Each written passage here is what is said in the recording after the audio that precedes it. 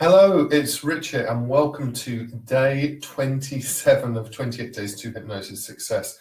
Thank you so much for joining me. Thank you for being with me here. I'm really excited to be with you tonight because we've got a topic tonight that I think has the real power, not just to be another tool in your arsenal for lecture demos, for releases, but this is something that honestly has really transformed the way that I think about hypnosis. In fact, I had been researching this for quite some time, and I had been aware of this for a long time as I'd started to think about what's really going on in hypnosis. But what you're going to find here as you go through this, and as you look at the way in which the placebo research has been done, the way that researchers think about it, you're going to notice some really interesting parallels with hypnosis, because the placebo effect arguably is exactly the effect that we want to trigger with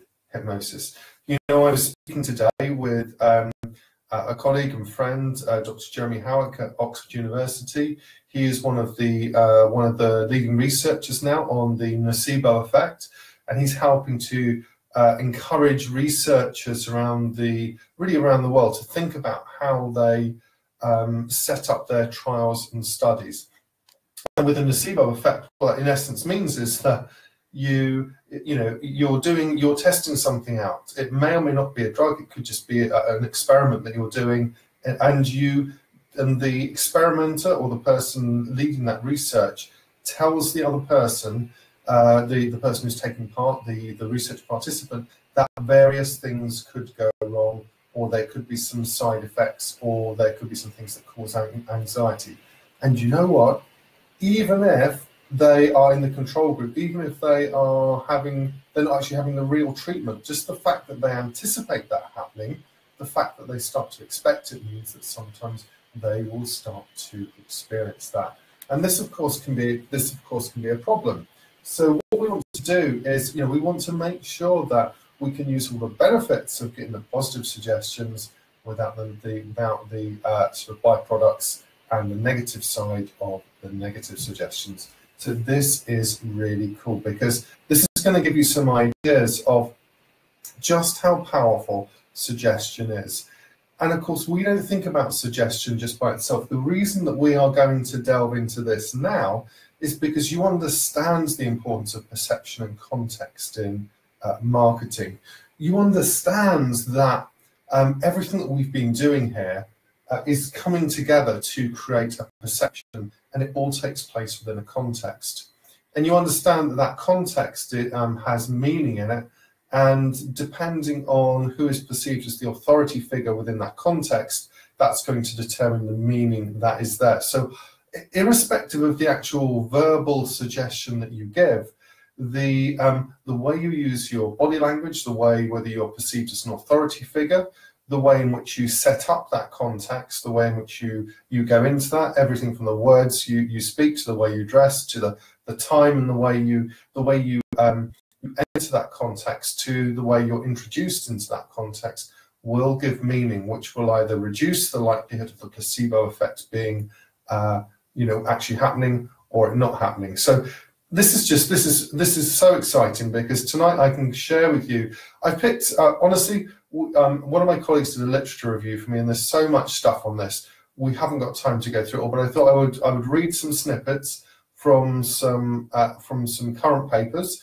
There is some stuff really hot off the press there by researcher looking at brain scans, but I think actually I'm going to deal with that separately. So we'll deal with some stuff for the last 3 or 4 years, and you can just see some of where the research is heading on this, because it's very, very exciting. So, but why now? Why are we looking at placebo now? Well, we're looking at it now because you have done all the other stuff that you're doing. You have all the other modules under your belt now. So this is going to mean a lot more to you. You're going to see how this will naturally tie into your business, the perception that you create in your business, which means that people will start to believe that you're a credible authority figure, which means that you're going to see, it's not going to be now just sort of, well, this is a theoretical thing that hypnotists are doing. You're going to see that this is absolutely based on leading edge research, that if you present yourself in a certain way, people are more likely to buy into you and your credibility, and they're more likely to get better, irrespective of what you do. Now, that might be challenging to us, to our egos somewhat as hypnotists, and I think it's really important that we have proper training. I think that there are things that we can do within that training that will also start to create some of these changes inside the brain. I think that with hypnosis, the way that we create context and the way that we use suggestion is leading, we can see that whilst there's not a specific brain, a specific state of hypnosis, there are actual physiological changes that happen. There are neurobiological changes, there are hormonal changes, there are things that change inside us once the switch gets flicked that says, oh my God, I absolutely believe this. This is happening. I know I can do it.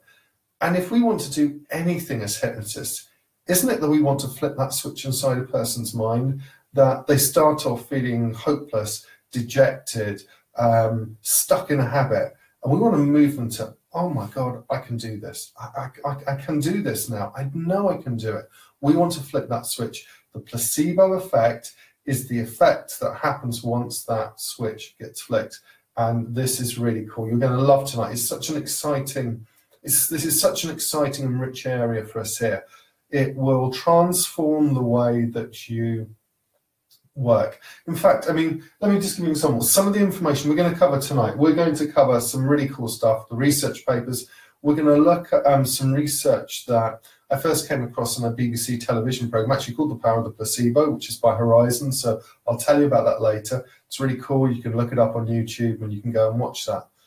So I already was seeing that, I had in my mind that things were heading in this direction. And I remember, and it may have been the hypnotist toolbox, or it may have been, there's still no such thing as hypnosis, but I remember watching Alex Smith talking about his understanding of hypnosis with all his years there, that absolutely he understands it in terms of the placebo effect, that we're preparing ourselves and we're preparing the person that we're with to have this absolute belief that they can change, and it's that belief and that expectation that creates the change. And he communicates it so eloquently. Inside my mind, it gave me massive confidence, because at that moment I realized that if I carried on doing as I had done the last 17 years, just learning and studying the next technique and becoming informed as I can, that is wonderful, that is great, that's really useful. But at some point, you have to get in sort of brass tacks with the marketing, you have to get in there, and you have to realize that it is absolutely your certainty that's going to lead to that result of the person changing. And also irrespective of the fact that there will always be tools and techniques out there, new approaches, and it's good. We want to go and learn that. We want to go, if we want to specialize in pen control, go and spend time with people who already know how to create the context, use hypnosis and other techniques in the right sequence so that placebo effect gets triggered. If you go and study with somebody who has experience working with those people, they will have that certainty inside themselves. They will know how to work with that group. They'll know how to market to that group. They'll know how to speak to them. They will know how to prepare them so that they're accepted as an authoritative, credible figure. So I think it's really important that we carry on learning techniques and doing this.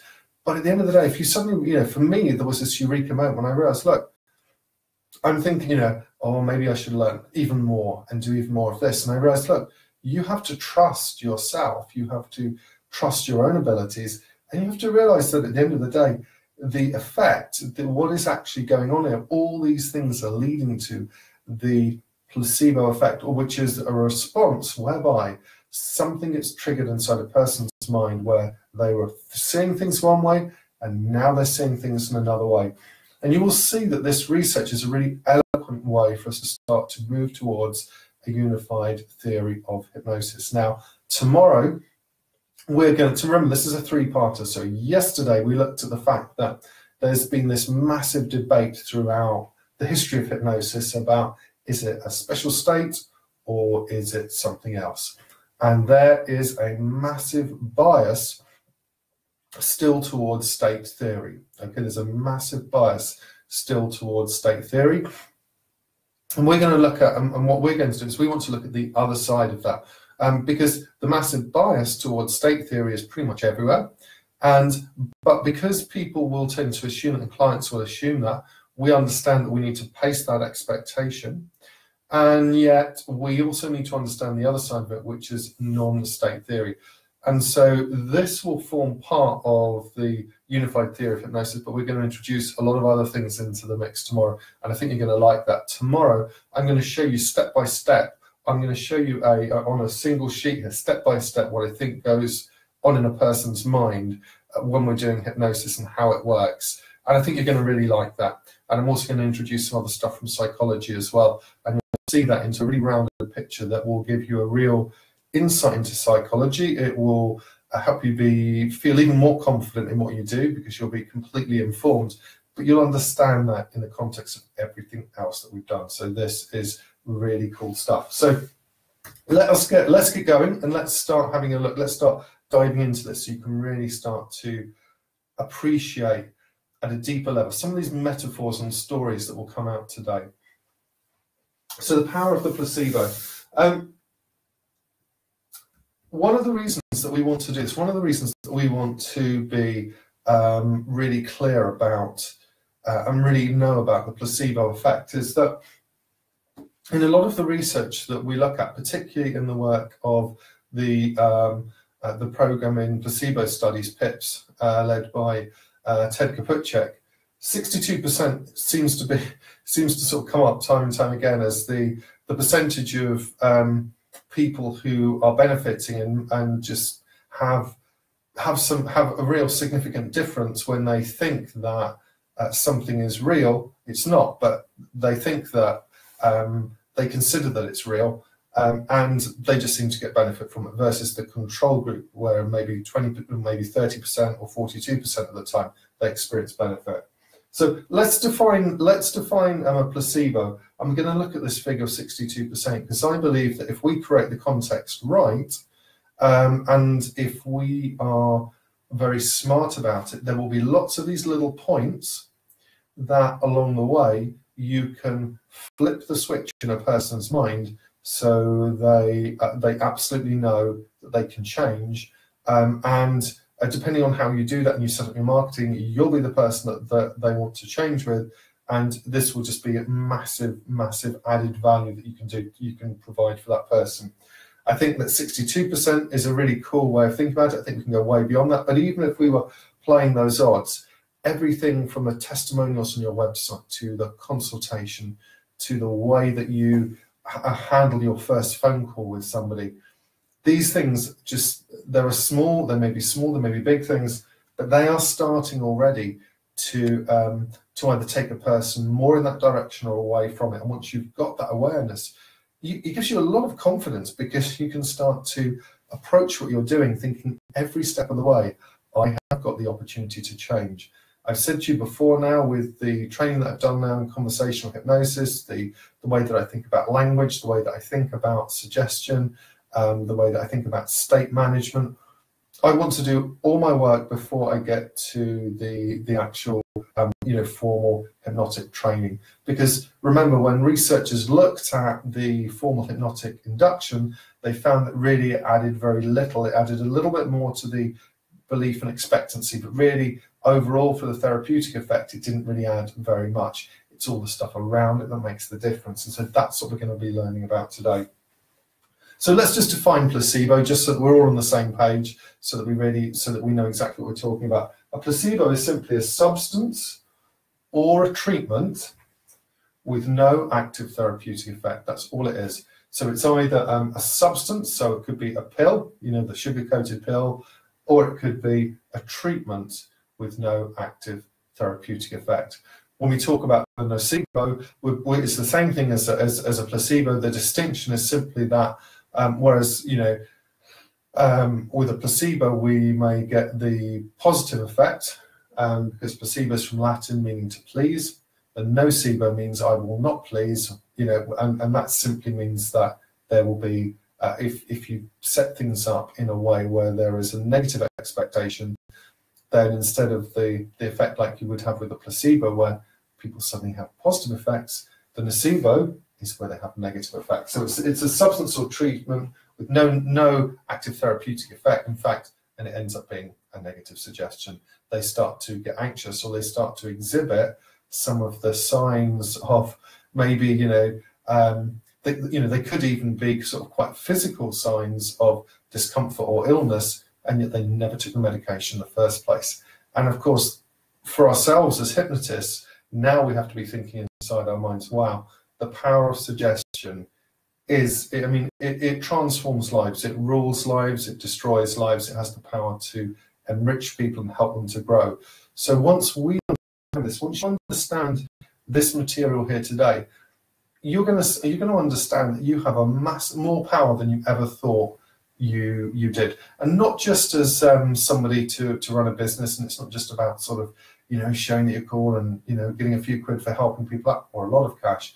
No, this is something that you can have inside you. I think hypnosis is something that ultimately you become, because you realize that you are either giving positive suggestions, you are either helping create contexts around you in which people thrive, or you are part of contexts in which people thrive, or you're not.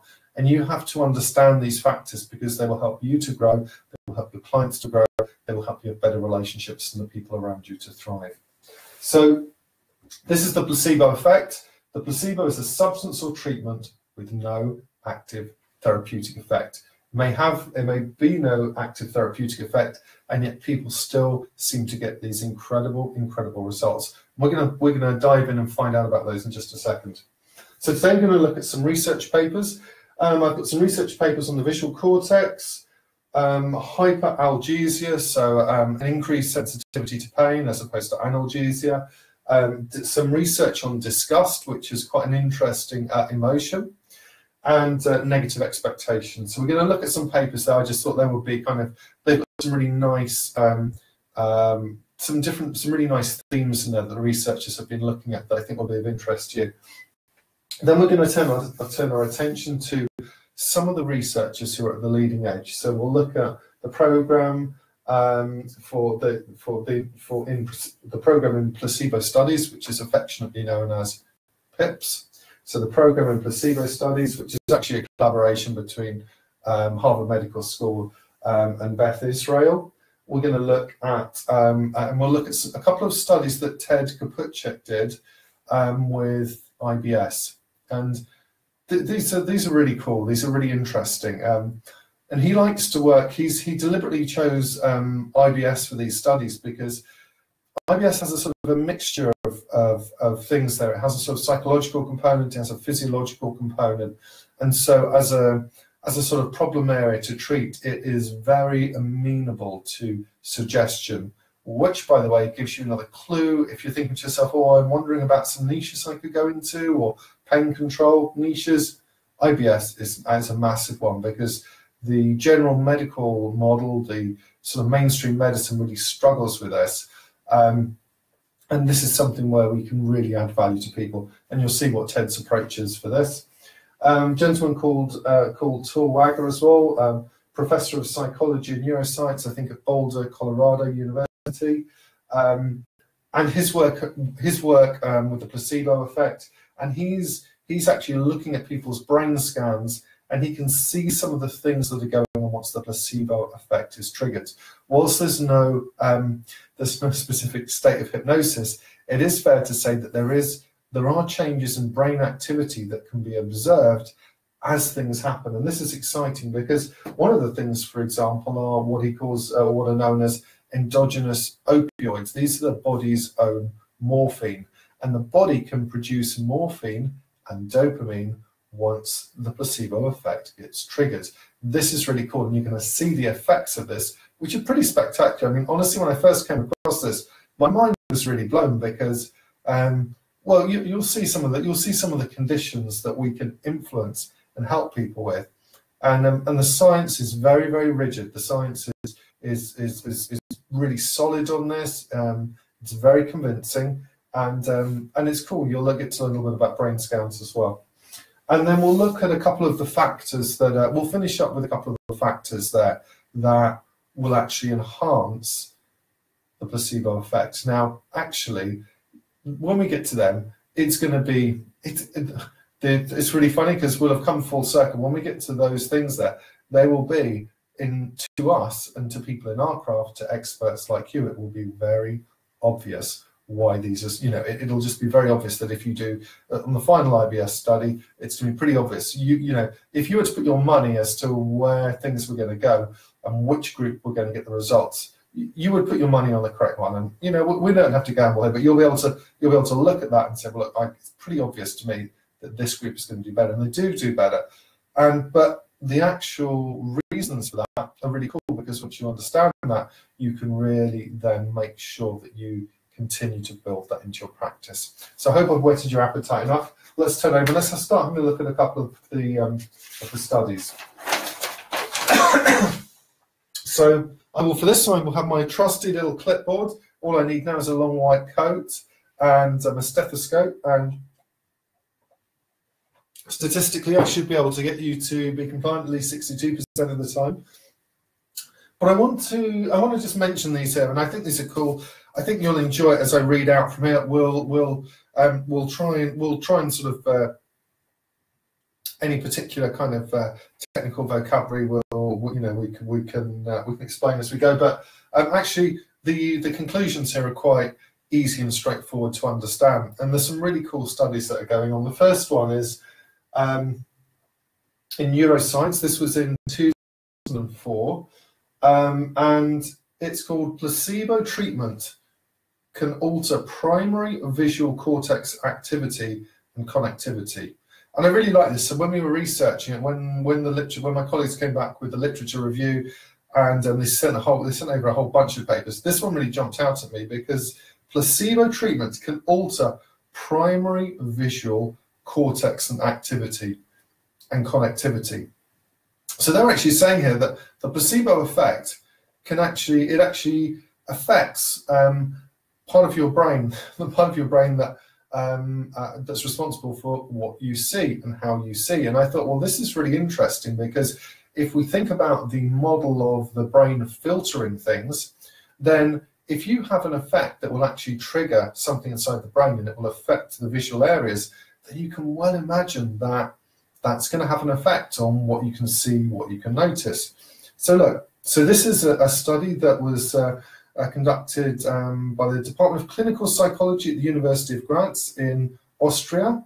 It's in the peer-reviewed journal Neuroscience in 2014, Neuroscience edition 263. Later on in the manual, I'll put links to all of these studies. So this is using functional magnetic resonance imaging. So they're doing some brain scans, and they mention here. So look at what they say here. The placebo provoked a strong decrease in experienced disgust. This was accompanied by reduced activation of the primary visual cortex, which showed reduced interaction with the amygdala and the insula. Accordingly, placebos are able to affect basic perceptive processes. So this is like a little summary of what they were actually able to achieve.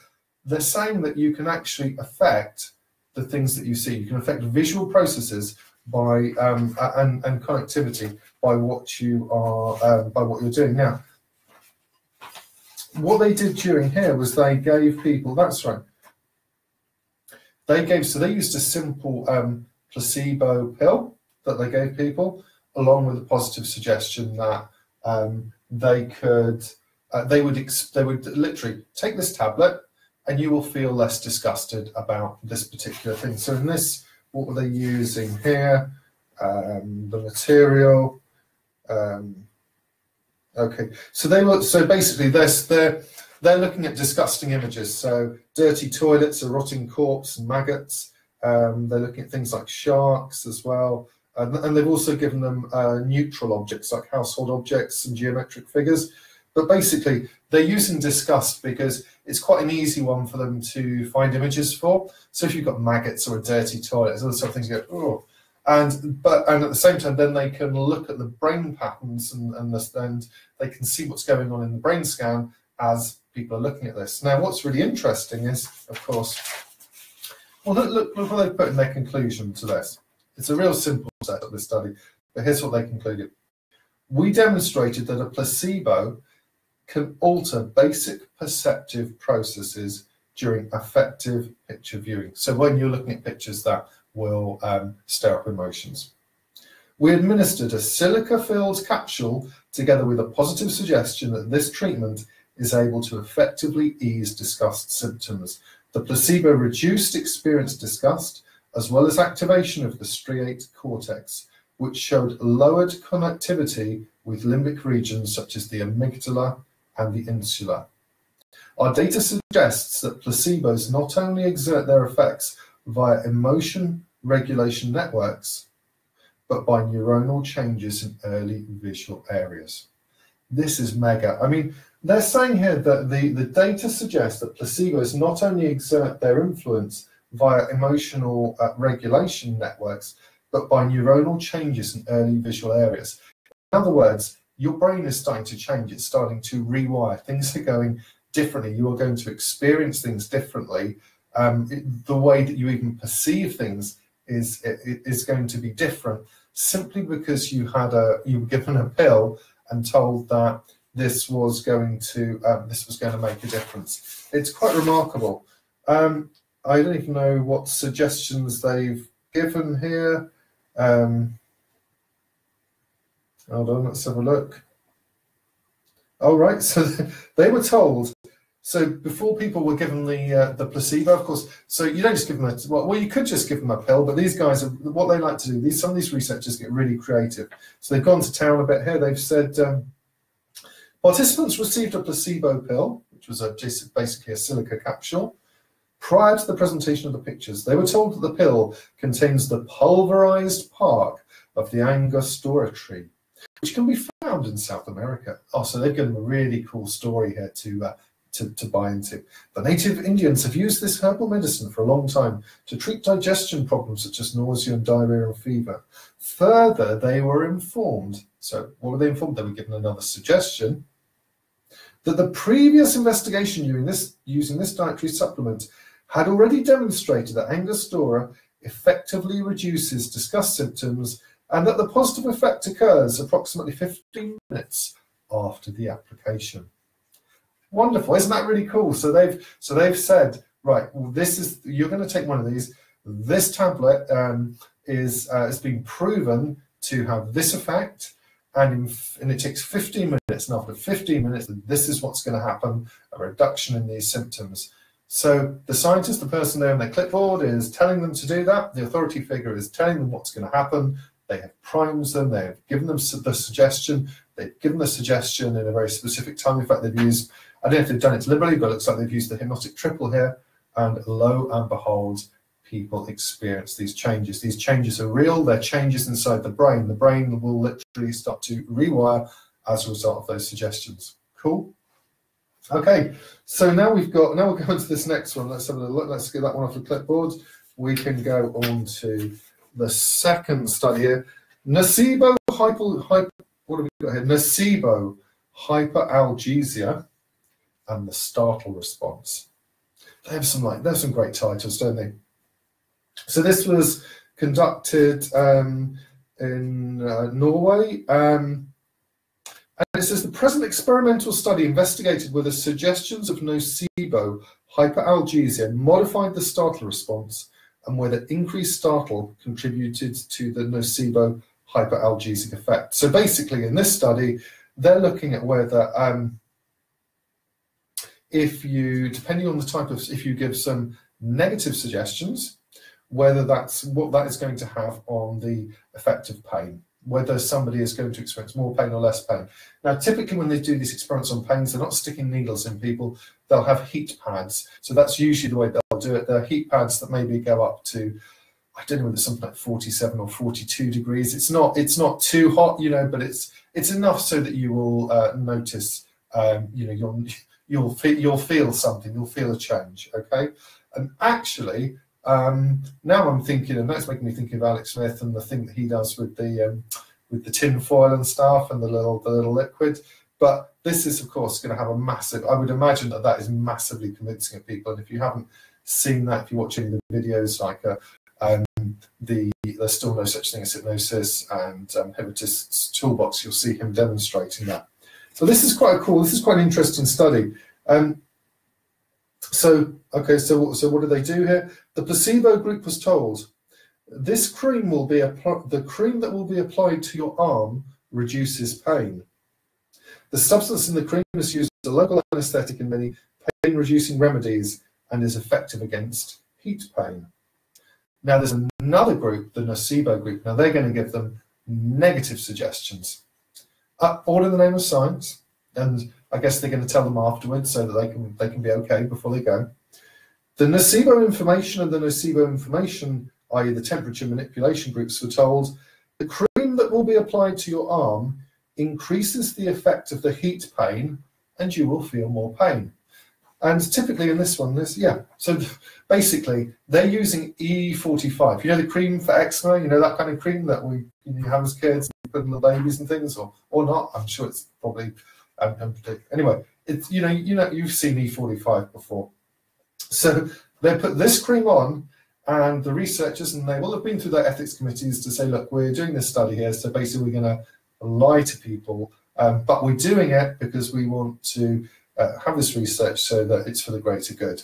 So if they can do that, then I think that we can help create, I think we can have confidence that creating a context in which we are helping people to overcome fears and phobias through making that switch inside their mind. I think we can feel very ethically solid, and understand that we're doing that for the highest good. We're helping people get past the things that they used to believe so firmly, but we're creating a context in which they can believe something different. But yeah, so they're told they've got E45s put on the arm, and they're told the cream that will be applied to your arm increases the effect of the heat pain. The substance in this cream is used in many medical remedies. Even though the pain feels more intense, the cream will not inflict any burn wounds. Okay, so they've added that, I guess, for a little bit of health and safety and a little bit of ethics. So they're saying, oh look, it's gonna hurt, but it's not gonna hurt too much. So that's fair enough. So that's very, very ethical. Yeah, the people in the nocebo group reported more stress throughout the experiment. The results of the study suggest that the nocebo hyperalgesic response is facilitated by an increase in negative emotional activation, as measured by the acoustic startle response. So this is like a really kind of like quite an interesting study. They did a number of things in it. They would put the E45 on. They'd say they'd have three groups. They'd have they called them the natural history group, which was the control group. Then you'd have the group that had the E45, and they're told this is going to positively affect you. And then they have the nocebo group, and they give the E45, and they say this is going to make it a bit more painful when we put these heat pads on. But they're not going to stop there. No. What they're going to do then is I don't know whether they put headphones on where they would typically do it, and they played some really loud sounds to get a startle response. And so they're measuring things like eye flicker. And if people have been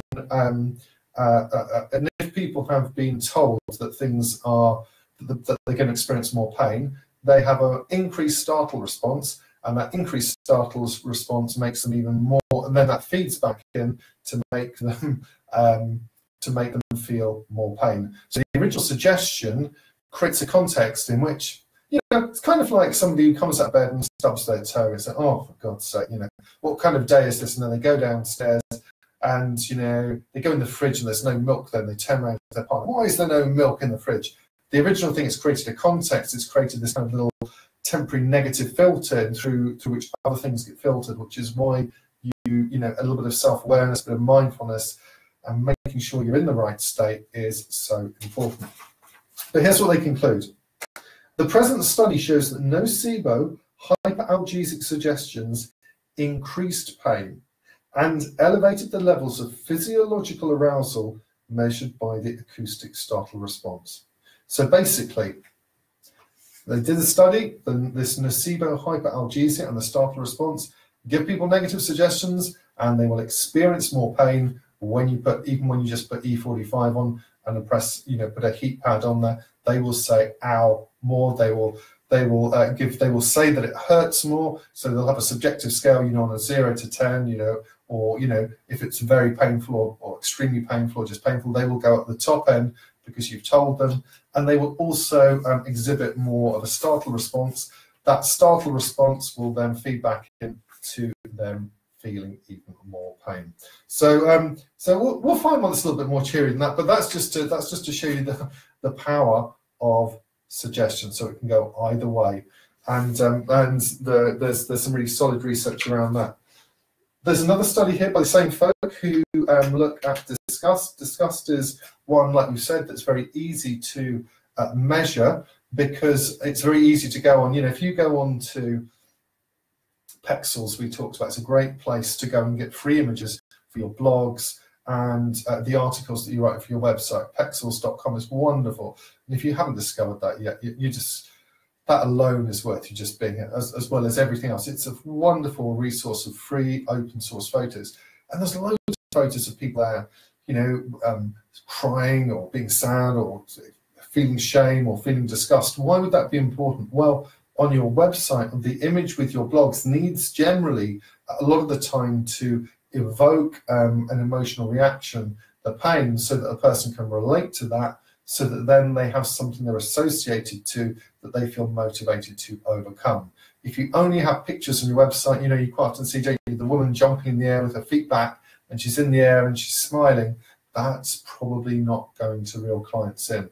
People need to get to that point in their lives where they associate pain to what's happening, so that then they can step back from it. You're the person who can help them then break that pattern. Now, so disgust again is the emotion, but I mean there's other emotions that they look at, fear and so forth. And this again is an fMRI study. And again they've said, look, the placebo provoked a strong decrease of experienced disgust, which was accompanied by reduced insular activation. There are certain parts of the brain now that they know are consistently show up in these studies that are either activated or reduced. So typically, for instance, the amygdala is a part of the brain that, if we arguably were thinking about hypnosis, one of the things we're doing, we're looking for these moments where we trigger the amygdala, which is triggered by the startle response, by surprise, by novelty. And at that moment, there's this little kind of moment where the conscious mind, I guess, kind of goes online to the degree a person is like either intrigued or startled or something novel's there, and they're going, oh, that's quite cool. And at that point, you can use that as leverage to piggyback on that to the next suggestion, to the next step they want to take. But we're not there yet. Oh yeah. Our findings suggest that the placebo use can modulate a specific affective state, i.e. a specific emotion, that the placebo can modulate a specific affective state and might be an option as a first therapy step for clinical samples characterized by excessive and difficult to control disgust feelings. Now, this is what I really like about this study here. It has a really interesting conclusion. Let me just read a couple of little nuggets from here. Okay. We demonstrated that an inert capsule administered with the suggestion that it is able to reduce experienced disgust during visual disgust elicitation was very effective. So people are given a tablet again. I guess researchers, it's quite easy for them in terms of, if you're thinking about, well, how can I set up an experiment? Well, I can buy some of these sugar pills, or I can give them, and it's going to be very easy, cheap, affordable, quick for them to do. But the researchers are actually really good, a lot of them, at setting up the context. And what they demonstrate is the power of the context in this. And we'll see later on, it doesn't just have to be a sugar pill. There's some other cool things you can do. Disgust feelings were more than halved in the placebo condition. Disgust feelings were more than halved in the placebo condition. Now, that is massive. I mean, if you're doing a study and you get any minute effect, researchers get excited. They're saying here the disgust feelings were more than halved in the placebo condition. And they say that the insula has been identified as a disgust processor in many brain imaging experiments. Oh, I love this. So listen, look at this conclusion here and think about this. This is going to, I mean, this is going to speak to itself, really. It's going to speak for itself to you, and to any therapist, really, but especially to hypnotists.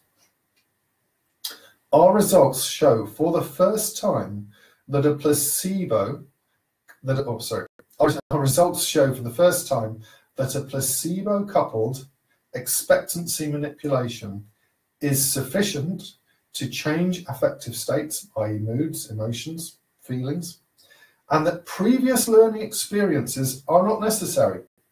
So in essence, you come in, you give the placebo, irrespective of anything they've done before. You set the conditions up right, you're the perceived authority figure, you say, this is what's going to happen when you take this tablet, and it is so. No, you don't need 200, you don't need 200 therapy sessions, you don't need to go back to your childhood. You say this is what's going to happen, and they believe it's going to happen, and it happens. So they're saying here, our results show for the first time that a placebo-coupled expectancy manipulation is sufficient to change affective states, and that previous learning experiences are not necessary. Moreover, this is the first placebo study to focus on a specific emotion, and it was. This was actually the first one around disgust. Consequently, our study implies that affective processes can be modulated with relative specificity via placebo. So what they're saying is, you can use your pill for anything. You can say, well, look, we've got this red pill here. You take that one, it's going to help you with your depression. Now we've got this blue one here. I know this week, you've been having a bit of social anxiety, haven't you? So what you're going to need to do is you're going to take this blue one, take it 3 times a day, and what you'll find is in 2 weeks' time, you're going to be absolutely happy as Larry or Larissa. Now, when the participants were informed about the nature of this study, they were surprised, as well as pleased, to learn that they had dampened their disgust responses by themselves. So actually, people didn't mind the fact that it was a placebo. In fact, when they were told about it later on, they were rather pleased with themselves, because they said, well, if it wasn't a drug, then it must have been me. So actually, it helped them build that sense of positive self-worth in themselves and self-belief, and that belief that they can actually change. So this is a wonderful, wonderful thing. And here's what they conclude, which I absolutely love. This is how they finish this paper. This unexpected self-control potential might be used as a first step in psychotherapy, especially in those cases where traditional approaches have failed. In this sense, placebo might help to overcome the belief of patients that their disgust regulation deficit is untreatable. So that's worth repeating again, because this is just gold dust to us. This unexpected self-control potential might be used as a first step in psychotherapy, especially in those cases where traditional approaches have failed. In this sense, placebo might help to overcome the belief of patients that their disgust regulation deficit is untreatable. So in other words, what do we do? What can doctors do? What can therapists do when they don't know how to help somebody, or somebody doesn't know how to change? Well, what you want to do is you want to give them a placebo, because you want to trigger the placebo effect. So we can use whatever kind of placebo we want, and hypnosis could be, if you want to put that in that category, could be a really cool one to use, because you're just simply looking to create that effect, trigger that effect inside a person, where in here, their disgust is halved just because they told it was going to be if they took this tablet. That's all they're doing. I mean, how simple is that? And if you think about it, it's a simple suggestion, isn't it? We are creating a complex equivalence. We're saying you take this tablet, you feel better. You take this tablet, you feel better. Now, of course, the way that that's done is important. So somebody turns up to a study, or they'll come into a room, maybe a university, so that they're at a great place of learning. There's somebody there who's clearly professorial, or a researcher, or an academic, or to be fair, they've probably got a PhD student to do that. But still, it's in that environment, and it sounds very important, and there's a real context there of change and this expectancy, because you're there on this study, and then somebody who they respect is they probably fill out some forms, like a pre-session questionnaire. You remember that? So they're going through this ritual, and they're probably having to sign some things saying that it's okay for them to take part in the trial. They'll be asking questions about the background. And of course, all this is seems very, very important, doesn't it? Which is so in their mind, positive expectancy is built up. And then, of course, the authority figure then presents them with at that point, once the expectancy and the response potential is primed, you give them the pill and you say to them, look, when you take this is what's going to happen. You take this, and this is what's going to happen. But, you know, it's not like it's not like just some random bloke comes up to you on the street and says, oh, have this, mate, you know, you're going to feel all right. Yeah, no, there's a setup there. There is a context. There is anticipation that is built up. You need to do that in your business, whatever your business is.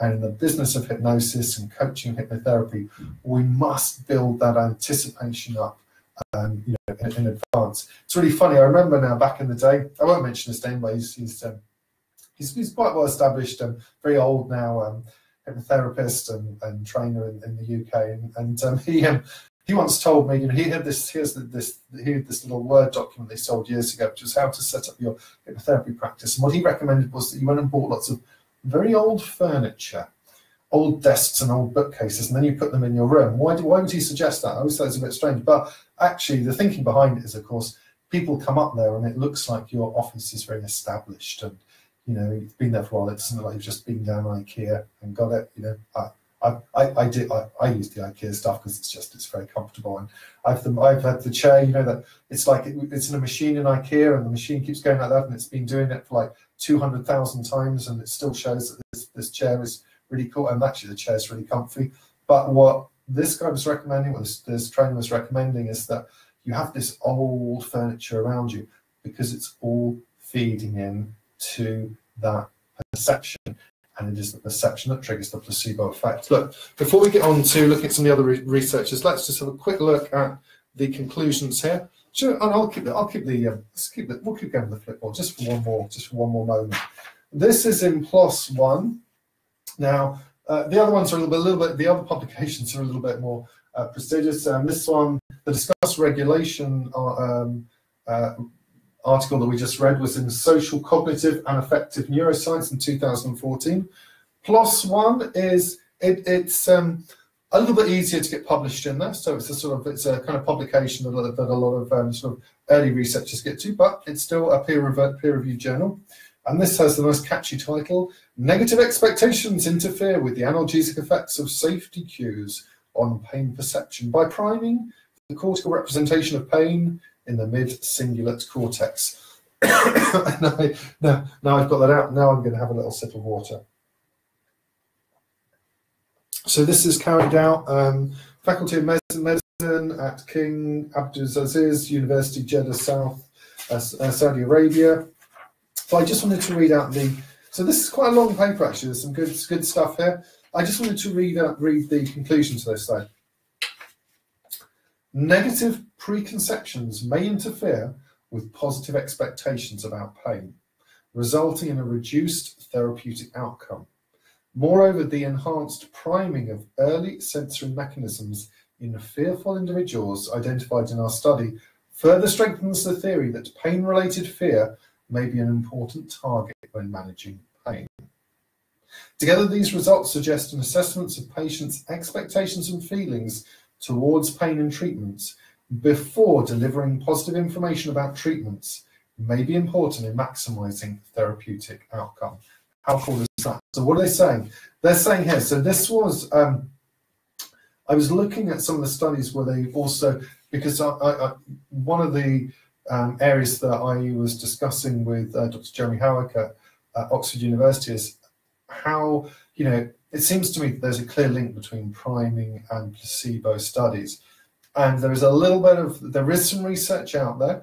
I think that stuff is going to come together now, and you're going to see how I bring that together with some other research and some other psychological stuff tomorrow in terms of the unified theory of hypnosis. But in essence here, they're saying that is going to make an effect. If people have negative preconceptions, then even if you tell them, you know, if they're in that frame of mind, basically in a negative frame of mind, and you say, oh, this is going to work for you really well, and you don't create a context in which you've shifted them out of that mindset, then the suggestion is going to be rejected. And of course, if you remember, that was what Emile Coué really was he was really ahead of his time on this, because when he looked at Bernheim's school, when he looked at the Nancy school, he realized that, well, okay, yes, there is this thing called suggestion, but you know what? People can reject suggestions. If they're not in that receptive space, they will reject suggestions. And so, and it says a reduced therapeutic outcome, i.e. they don't get the result. And so, yeah, and they're talking, and this is about actually managing pain. So what they're suggesting here is these results suggest an assessment of patients' expectations and feelings towards pain and treatments before delivering information about treatments may be important in maximizing therapeutic outcome. So I just thought that was really cool. I just wanted to read that out there. There's quite a lot of stuff in the study here. We won't go into that now, but I wanted to mention that because what they're saying is that there's no point proceeding. And if we were looking at it from our perspective, from our perception about what we've learned about context, you're not going to proceed unless you have paced where a person is at. And this is one of the reasons, by the way, why it's really important to take time to really help a person and really understand them. We're going to see later on what the benefit of doing that is anyway in terms of the therapy. But if you start saying to someone, oh, you can change and you can do this and you can do that, and you haven't paced where they're at inside their mind and they don't feel listened to, then it's simply going to be rejected. So there are some people where you're going to have to go a little bit slowly. You're going to have to just give them one suggestion and you're going to see whether they move along with that suggestion. So that's the pacing and the leading. If you try to lead too much and they're not with you, then you're going ahead, you're giving all these suggestions, but they haven't even followed the very first one. That, of course, is a really cool reason why when you have your consultation, you make sure you're building up this rapport. You're giving all these, you're creating these yes, you're going on the yes staircase all the time. And of course, when a person comes to see you, you're running through the convincers, of course, so seeing the fingers coming together. This is not to try and sort of, do some kind of stage show routine with them. No, no, no. This is to help them get in the right mindset. Emile Coué very rightly spent time with people making sure that they were in that receptive state of mind. He wouldn't have obviously used the word placebo effect, but he's going to make sure they've got a heightened receptive state of mind, so when they give the suggestions to themselves, the suggestions are accepted. And in that last study, what they're indicating is that there's no point proceeding and trying to deliver the placebo unless you've created the right context, unless you have created the right level of receptivity. And that, of course, is really important for us in our therapy sessions. So I really wanted to share this with you, just to give you a flavour of where the modern research is. And you can already see that there is something going on here. It's very consistent. There's a lot of this research done all over the world. We're going to look at some of the key researchers now. There are loads more than what we're going to have time to explore here. But when you see some of the studies that they're doing now and the setup of them and some of the results, I think your mind is going to be very pleasantly surprised. Yeah, I'll put you out in misery. Okay, so let's have a look at some of the studies that are being done, because these, honestly, when I first came across these, I was just absolutely, I just thought it was some of the coolest research, some of the most interesting science, some of the most interesting psychology I'd come across. And to me, it was immediately obvious the application to hypnosis. I started when I was doing my lecture demos, integrating this into lecture demos, and let me tell you, this really will massively add to your credibility as a hypnotist. If you rock up and sort of say, well, yeah, we're amazing and we can transform people and we can do this and we can do that, people are going to be like, yeah, especially if you get in front of academic and research audiences that I will talk to sometimes on occasion. So what you want to do is, if you've got research papers that you can talk about, fellow researchers at other prestigious universities around the world and the research that they're doing, not only do you feel informed, which will bolster the belief inside you, because you'll trigger the placebo effect inside yourself that you actually are real industry expert, but other people will really pick up on that, and it really adds credibility to what you're doing. And of course, if you think of the CAT model, when you're a credible authority figure, then you trigger the placebo effect in another person's mind. And another way of saying that is they will accept you as somebody who is an expert in that area. So this is really cool. So let's have a look, first of all, at some of the research by Tor Wager. Tor Wager is the professor of psychology and neuroscience at Boulder, Colorado University. And I wanted to mention him first off because when he was doing his PhD, he realized that the brain, you can actually use some of the scans like the fMRI scans, the functional magnetic resonance imaging scans, to be able to see parts of the brain that were activated once you were particularly with regards to pain relief. So he can actually see, and he's leading the way in actually being able to look at brain scans and see what's going on inside the brain when the placebo effect is triggered. And it's really cool. Like, he will do studies very similar to what we discussed before. He'll do them with the heat pads. So one of the studies he did, they'll get a cream, could be E45 or whatever they've got on the shelves there that they can use, and they'll actually, it was a really cool one that he did where there were 3 areas of the body that had cream applied. So the first area, they just say, oh look, this is just some general cream to make you, it's just sort of, it'll just make your skin a bit softer. We're going to put some other cream over here. This is the one that will mean that you don't have, it'll basically numb your hand a bit. So when you put the heat pads on, it won't hurt as much. And then what I'm going to do is we've got this extra special cream that we're going to put down here. And this extra special cream is really going to, you're just going to find that you're not going to feel anything. So, of course, now, he's obviously giving suggestions here. Now, in this experiment, this one here, this was just a sort of hand cream, or E45. Over here, it was actually a, some kind of, liquid or some kind of cream that had, some analgesic properties. But here, the third one that he puts on, that is it's just a placebo. There's no active ingredients in it. But you know what? Arguably the strongest effect that people experience is in the placebo one. It's at least as strong as the analgesia.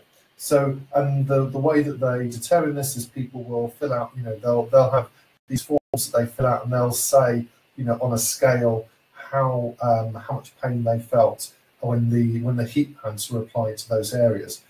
This is really interesting, and of course they can do it the other way around as well. They can put cream on and say, well, look, this is going to really hurt. So they can use it the other way with the nocebo, and you put the E45 and you put the heat pads on, and then, oh, that does hurt a bit.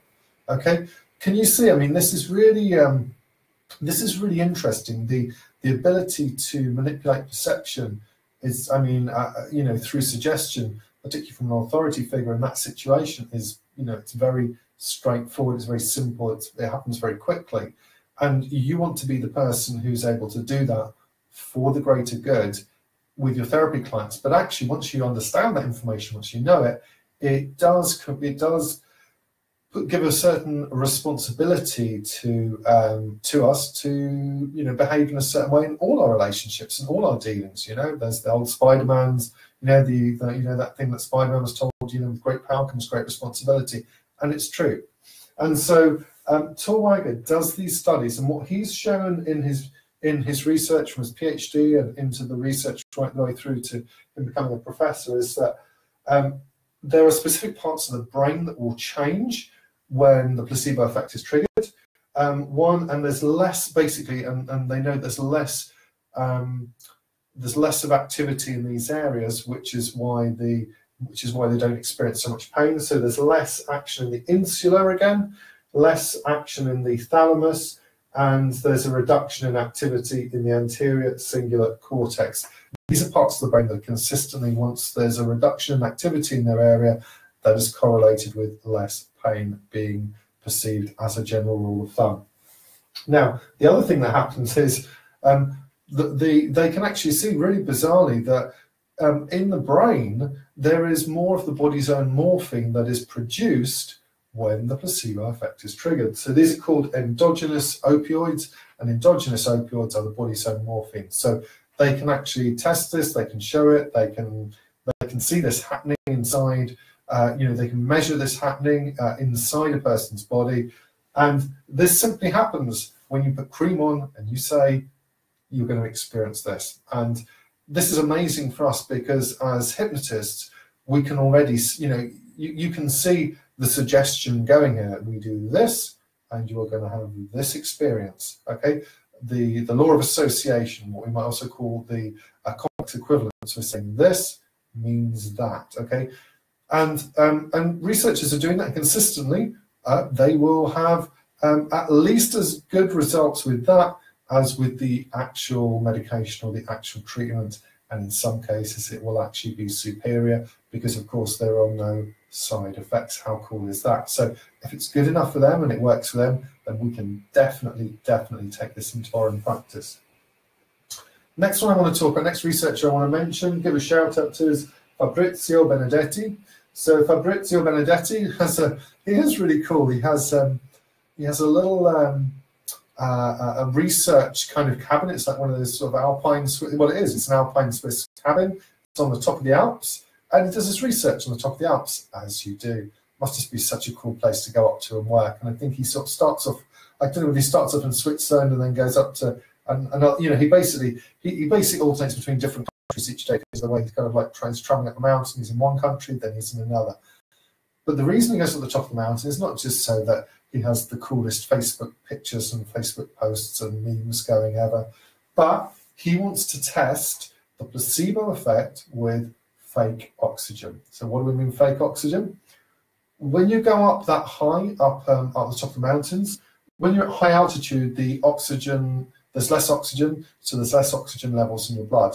There are lots of things that happen inside the body as a result, one of which is a neurotransmitter called PGE2 tends to go up. So when the oxygen levels in the blood go down, because you're at this higher altitude, the levels of PGE2 go up. Now, that's what typically will happen. That's what, if you attach all these different instruments to people, you'll measure that in them and you'll experience that happening. So, and as a result of that, people will tend to have difficulty breathing. They will experience altitude sickness. They'll experience more pain. Now, this is just, this was like mind blowing when I saw it for the first time. He'll have people up there. He'll obviously make sure that there are, there's proper sort of safety things in place to check them because he's monitoring them with all the different levels and so forth. But he will put oxygen tanks on the back of people, and he will get them to go for a walk, so a couple of mile hike around, presumably quite a safe path on the top of the Alps, and come back. And he's measuring stuff all the time. He's measuring what's going on inside their body. The only thing is, the tanks that they give them haven't got oxygen in. It's fake oxygen. There's no oxygen in there. So people think they're having oxygen, but they're not. So it's a placebo test, okay? And obviously he set that up to make sure they are going to be safe. And he's monitoring that, and I'm sure he's very, very careful with them. So Fabrizio's done this. He's sending somebody out. They've got the oxygen tanks on. The researchers said, just go here. This is very important research that we're taking part. You can just go for a trial, and we're going to measure what happens to you. And what happens is, you would expect the PGE2 levels to go up, but they don't. They either stay the same or they go down. Now, this is amazing because the actual oxygen levels in the blood, the blood oxygen saturation levels are unchanged. It's not going to change. Nothing's going to change those. But the neurotransmitter levels are still they're going down instead of going up. They're going down instead of up, only because a person believes that they have got, they're breathing oxygen. This is just mind-blowing. And what it's showing is that, and actually they're feeling less pain. As a result, they're feeling less pain. They can walk for longer, okay? There's no more oxygen in their blood, but they're not feeling the pain. They can walk for longer. The neurotransmitter levels have changed. And there is a measurable physiological change inside their body. In fact, there is what they're calling a neurobiological effect. There are changes inside the body that are happening actual changes to the levels of neurotransmitters. Things are changing inside your body. There is an effect that happens that actually will allow you to walk longer, to be able to carry on further, to be able to basically achieve more because you believe it. Now, think about that as a metaphor for the work that we do and the life changes that we want people to have. Really take a moment to think about that, because if you're not getting some goosebumps now, then, you know, well, we need to do something to trigger the startle response, yeah? Because I'm getting goosebumps as I'm thinking about it, because I'm also thinking, well, you know, if they can do that and go on that journey there just from believing it, then, I mean, what else can a person do once they start to believe in themselves, or they believe that they can do it? Does it really matter?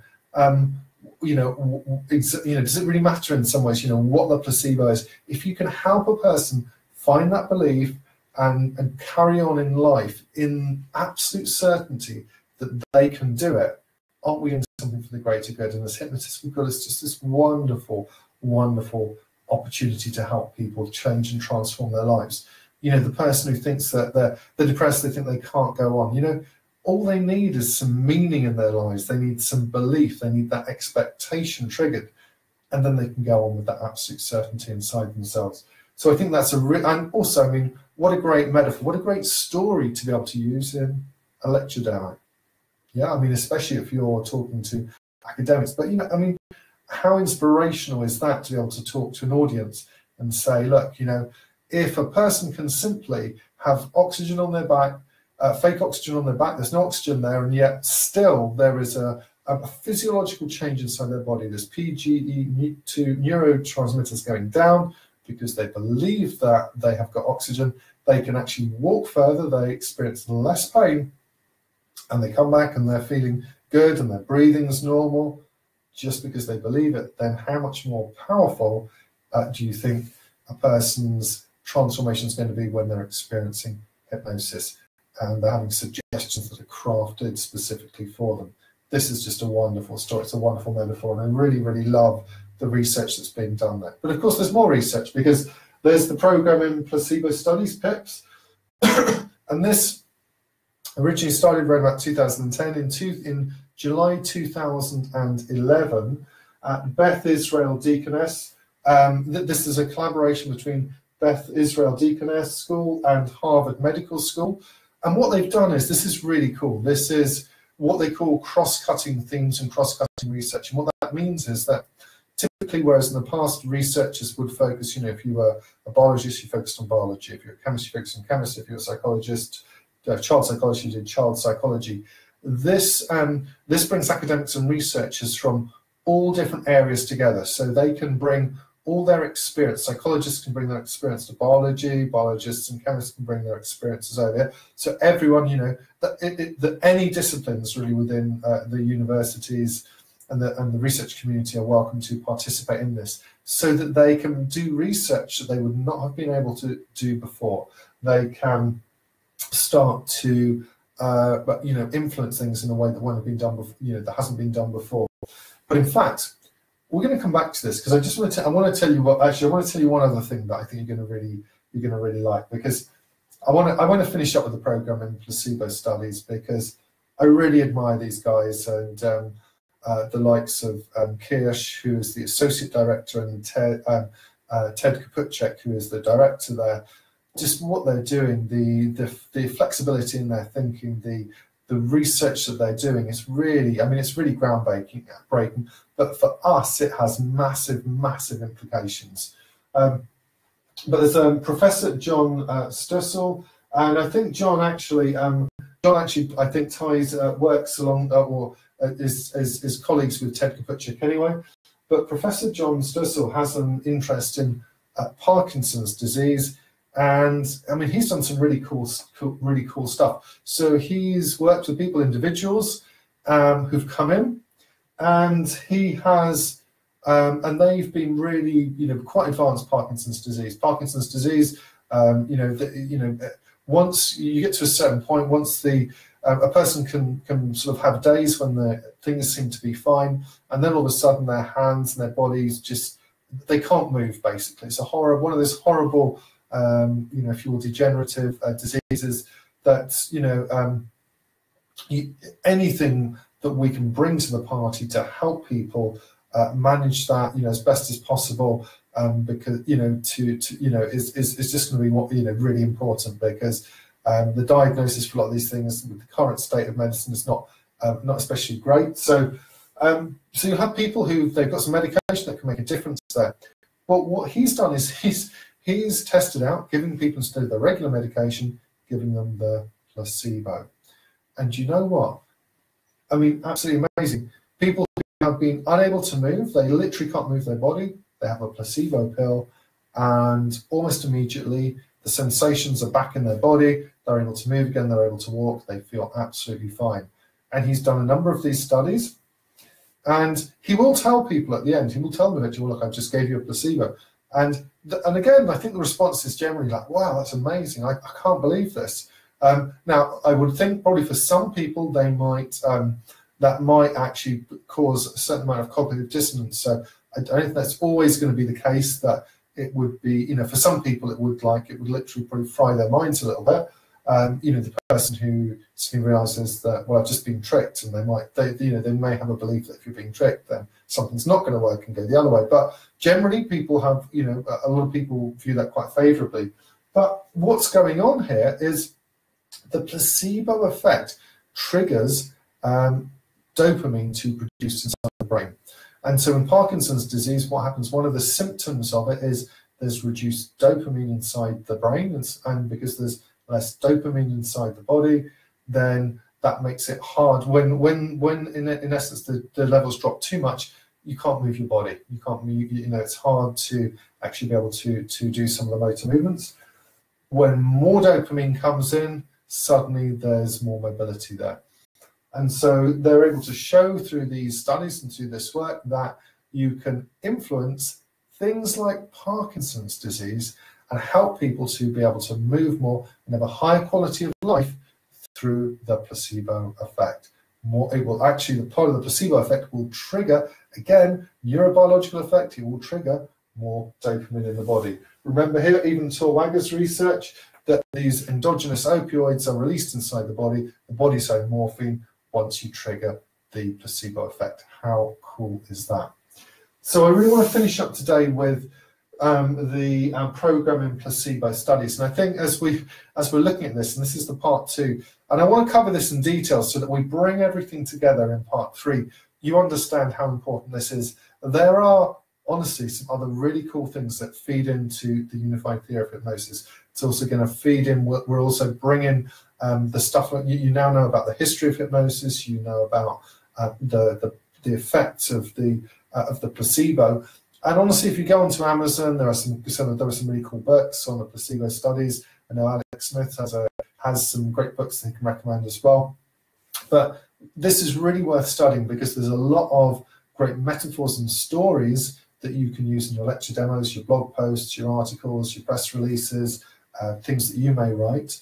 But also, this is wonderful for building up absolute confidence and certainty in yourself about the importance and the validity and the effectiveness of our craft. In fact, when I was speaking with Jeremy Howick at Oxford University, he emailed me today and he said, you know what, I really love, I told you that he very kindly emailed and loved the research and the way that I was making association between priming and the placebo effect. But he said to me, you know what, on my bucket list is to learn hypnosis. He said, that would be so cool. And he said, but I'm down in Cardiff next time, let's get together. And I just thought, that is really cool. You have somebody who's studying the nocebo effect, the placebo effect. These guys already know that they've already, even the academics and the researchers, that they have in their mind, they know they're not trained in hypnosis, but they know, they understand that something's going on there, and they're starting to join the dots together as well. It's important that we do as well, because they've done all this research for us. They've blazed the trail for us to show exactly why this is working, how it's working. We can use this for the greater good. In fact, a wonderful niche to go into, a wonderful thing we could do as a group and as an industry is help train doctors and nurses to be able to use this, to be able to help people to feel better, have a better experience, be able to get over their illnesses, be able to go and have better results in surgery, because we tell them things are going to be okay in advance rather than telling them it's not going to be okay in advance. And we can make a massive, massive difference by just shifting perception on that level. But maybe we'll start a movement to do that. But the program in placebo studies, this collaboration between Beth Israel Deaconess and Harvard Medical School, remember, so they've been doing this since July 2011. This is very well established now. This is like this is like the hub. It's bringing together researchers really all across the world, and it's bringing researchers across all disciplines to collaborate. This is really good research. This is like the best of academia, if you will. So they've done a number, Ted Kaputchik's done a number of studies around IBS, irritable bowel syndrome. I guess irritable bowel syndrome is one of those things. It's quite, it can be used to describe a number of uncomfortable symptoms that people have. Clearly, there's some kind of stress component to it, but if you look on, say, the NHS website, if you look online, basically, there's not really a standard effective, shall we say, orthodox sort of medical treatment for that. So this is an area where hypnotists can make a massive difference to people, because people who have IBS are having real serious problems. And of course, there's things they may be able to do on the nutrition side. There's lots of things that they may be able to try. But by the time, of course, they come to see a hypnotist, usually they've tried a lot of other things and they're still struggling. They're in a lot of pain, a massive amount of discomfort, and it can really, I've only had horrible pain, having a really intense pain, probably when I had my appendix out just before, and then unfortunately I had some post-operative infections afterwards, which were actually worse, unfortunately, than the one before. That was a bit of a challenge to manage, and that's kind of why I'm thinking in the future I may throw myself into really learning more about the pain side and getting into that niche, because I know when the pain was that much that it got to being unbearable, and then it went a couple of steps further. You're literally very quickly, you start to feel at your wit's end. It's like, I can't, okay, I'm a bit of a wuss because that's like a couple of days of intense pain. But you know what? Somebody who lives with that on an ongoing basis, their confidence, their anticipation about the future, all that kind of stuff, and they may look like the most confident person, the most beautiful or handsome person, but they're feeling this pain inside. It's massively having a detrimental effect on their well-being. This is a huge area that we can influence through our craft. Pain control, of course, pain management has a massive history in hypnosis. It's very, very well researched. But let's have a look at what Ted's doing with these IBS studies, because I think you'll really like these. And of course, IBS is, because it has this psychological component and physiological component, that's why he's picked that. But there's no, in the absence of a generally effective sort of standard medical sort of intervention for this, there is a massive need. There's a massive gap worldwide for help and assistance with this. So IBS is a really good niche. And as I'm saying this to you here, I'm thinking rapid IBS treatment therapy, RIT, rapid IBS treatment therapy. Now, and I'm starting to think of a niche that could be really good to get into. I'm going to carry on thinking about that. So, two studies. The first study Ted does is he gets people in. They have IBS. They've got a lot of pain, and he gets the pills out. So he goes through his REC, which is the Research Ethics Committee, and they are allowed to, and basically he says, what I want to do is I want to give placebo pills to people for 3 weeks. And he gets permission for that.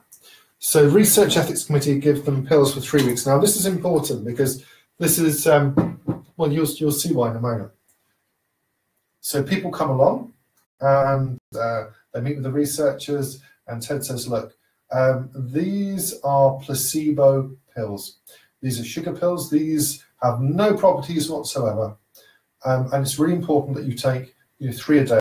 Take 1 in the morning, 1 at lunchtime, and 1 in the afternoon. And so the people in the studies there are told, this is inert, this is a sugar pill, this has nothing in it, at all that is of any therapeutic benefit. I want you to take this 3 times a day. And the people are, of course, thinking, well, Okay, I'll do what he says. And on the first day or the second day, people are experiencing reduction in symptoms. Not just a small reduction. Here's the reduction. 62% of people experienced significant relief from IBS taking the placebo tablet, and also they were told that it was a placebo. So they're told it's a placebo. They're not trying to hide it. They're told this is something that has no medical benefit whatsoever. Please take it 3 times a day, and they get better. 62% of the time they have relief versus 30% in the control group. So you people who have nothing done, 30% of them, someone will just kind of get better anyway. But in the placebo group, 62% will, even when they're told this is just a placebo. And this is really interesting. This is really interesting because they were not expecting that. They were not expecting the placebo effect to happen. But of course, if you create the context correctly, and let's hypothesize here for a moment, okay? Because you probably think, well, what is going on? Well, look, you've got an authority figure who has got somebody in for an important ritualistic seeming process, for a study. They're coming in for this important seeming ritualistic process. So Harvard, it's like Oxford and Cambridge. It's prestigious. You're going to feel some feelings as you go into somewhere with that history. Okay, not so much history as Oxford and Cambridge. That's just because we've been around a bit longer. But you're feeling those feelings. You're there. You're meeting somebody who's an eminent expert in their field, and of course there's some expectation there, and then that person is telling you to do something several times a day. Well, surely this important ritualistic seeming process must have some meaning to it. It must have some point to it. There must be some effect to it. Remember, people don't. We cannot not make meaning. We make meaning of everything. So I've gone to this university, I'm with these scientists, I'm with this eminent person, they're telling me to do this. That must mean something important is happening. That must mean something important is going to happen. It's enhancing expectation. All these things that we've talked about, there's a context that's being created there through this daily ritual. And every time during the day when they're getting that out and they're taking the tablet, they're thinking, well, look, I'm doing this because the professor at the university has told me to do this, and the scientist is doing that. And again, all those feelings, those associations, that expectation is anchored into that, and it's building up, and you're building up all this expectation. And this is happening unconsciously, this is happening automatically, and 62% of the time, people are experiencing relief from IBS symptoms. How cool is that? Now, the only challenge with this study is after the 3 weeks, Ted runs out of the pills because the research, that's all the research ethics committee said they could have, and people are coming back to him saying, "Oh, please, look, I really can I have some more? Where can I get them from?" And he said, "Well, look, I don't have them. I haven't got any here." And they want to go to the chemist, and people want to go and buy these placebos because they think that's what they need. So you have to sort of make sure that there is some mechanism for people. So for us, one of the mechanisms could be that you record the recording, during your session. You remember, you put Audacity, you know how to do that. You make a recording. And when you leave, of course, you're totally transformed today when you leave. But, one of the things that will really help you to just continue to get benefits in every area of your life is, starting tomorrow, you put this recording on every other day for 28 days, every other day for 28 days. Yeah, it's this really important ritualistic process. You're going to put your headphones on and lie back and listen to this, and you'll find that the words will wash over you. And what this will mean is that all the changes just happen in every single area of your life that you need in just the right way for you. You'll find it so much easier to just eat the right foods and start exercising. You'll find that you sleep better because you'll just be feeling more confident. Your energy levels will just be right. At nighttime, you'll just sleep really well. During the day, you'll wake up feeling completely refreshed. Simply as remember, as you're listening to this recording, this is what you had in the session. So because you're listening to it again, it means that you actually experience it even deeper. It's even more powerful than when you were here in the session. And to be honest, every time you listen, it takes you deeper and you'll get even more out of it. And it'll just reinforce all those changes for you so that this is just completely done for you. You've made all those changes that you want, and they're completely sealed and in place. How cool is that? Because of course what we've done is, and we created those future memories, of course, in the consultation. We told them they were going to come, we told them how it was going to go, and we told them what would happen when they leave. Then we deliver on that in the session, and then we give them that when they leave, because we want to, if you're going to deliver a placebo, make sure, one of the things we're learning from TED studies, if you're going to deliver a placebo, make sure they can have a repeat prescription, yeah? Make sure don't make it difficult for them. Give them a repeat prescription as often as they want, sign that off for them, give it for them, every other day for 28 days. And that's the minimum. You can carry on after that as well, to be honest, as you carry on after that, it'll continue giving you benefits. How cool is that? So I really love that study. I think that really ties in. You can see the application for our work. So that's the first study I want to talk about. The one I want to finish up today is the study Ted did with sham acupuncture. And this, I think, speaks really to the heart of what we do. I think this speaks to the heart of the therapeutic professions, and also, well, you'll see why. So this again was with IBS, and this is there's basically they divide things into, there's two separate groups. There's the group, so people come in, so everyone who participates in this has IBS, and they select two distinct groups. In the first group, somebody comes in, so they know they're taking part in an experiment. They come in to see the researcher, and all they're told basically is that they're going to have acupuncture for, to help with to see basically if that will help with the IBS. It's kind of quite loose. You're having acupuncture to, to help with IBS. Now, it's sham acupuncture, so that's the first thing to bear in mind, because they want to test. They want to test something very specific about the placebo effect. So they don't want any actual needles. I doubt very much whether sticking needles in anyone's going to make that much difference. But hey ho, I actually don't mind. I've never minded having needles in me. I would be willing to give acupuncture a go. So I've got nothing against acupuncture, but in this particular thing, there are no needles actually being used. What they do is they have, it looks like a needle. It looks like a needle on the end of like a pen, but when you push it down, it actually goes up the tube. So when you press it onto the skin, you can very likely feel the sensation, perhaps of something like a needle on the skin, but then the needle actually goes up. It actually goes up the tube rather than in the skin. So this is one of the, what they call them, sham operations or sham interventions. This is actually a sham acupuncture. So they're pretending to do that because they don't want to actually use real needles, just in case that has any, in case that actually sort of impacts on what they're doing. So that's the first thing. But what they're really testing here is interaction. In the first group, so the members in two groups, one group of people will go in and they will meet the person who is administering the acupuncture, and this person has been told not to, the researcher, the person doing that, has been told not to interact with the people at all, other than in the most sort of formal way. So, oh, hello, Mr. Smith, I understand you have IBS. Please sit down there. Yes, the procedure is going to begin now. And that's basically as much as they get.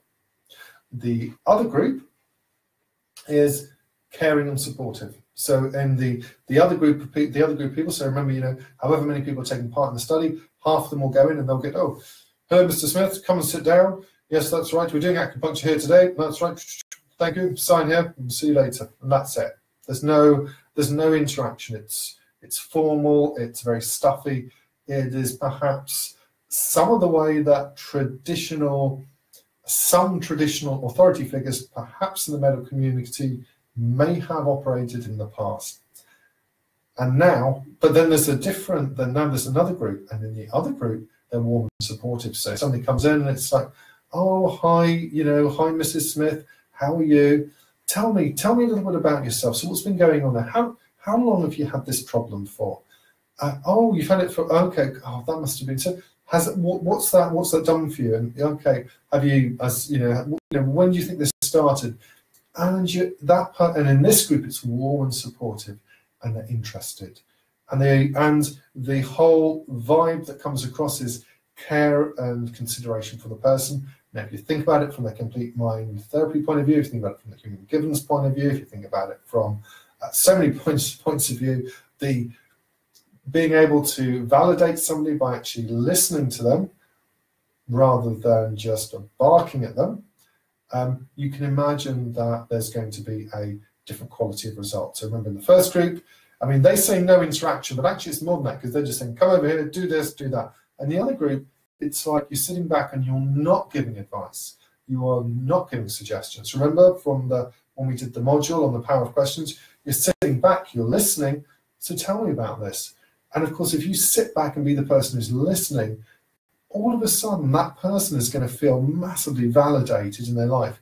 Because, I mean, when in their life did somebody actually just sit there and listen to them and accept them for who they are? It doesn't happen very much. Even with parents, quite a lot of the time it doesn't happen, because they want to do this and do that and do that, and they, with the best will and the best intention, but this is something really special. So what happened? What were the results? Well, look, if there was no interaction, so in that formal thing where it's like, come on, Mr. Jones, come and sit here, and that's it, here's the acupuncture, and they go, 42% of the time, people experience relief from IBS. But of course, we've got that magic figure again, 62% of people who go through exactly the same procedure, exactly the same sham acupuncture procedure, have relief from IBS if they have caring and supportive interaction with somebody there. And so what they concluded from this, what Ted concluded from this, and this is not going to be a surprise because we're used to the CAT model, the credibility, authority, triggering the placebo response. What Ted concluded is that doctors can influence therapeutic outcomes simply by what they say and what they do. In fact, I think he says that doctors may well be able to influence therapeutic outcomes by the way that they behave and the things that they say.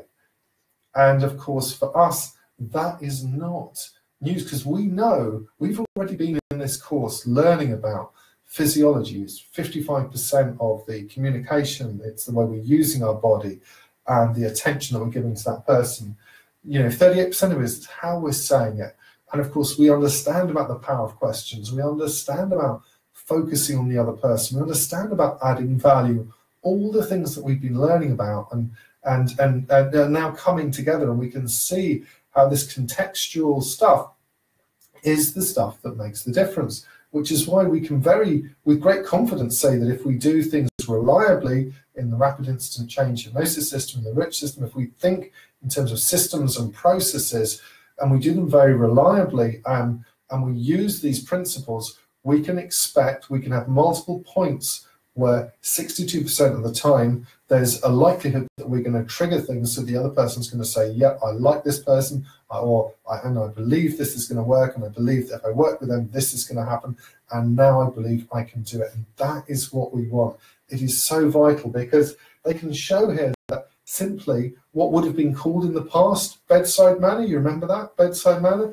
You know, the old kind of like nurses and midwives and folk from the past, good bedside manner is what makes a difference. You put a person at ease, and they will feel better, they will feel validated, they feel listened to, the outcome will tend to be better for them 62% of the time.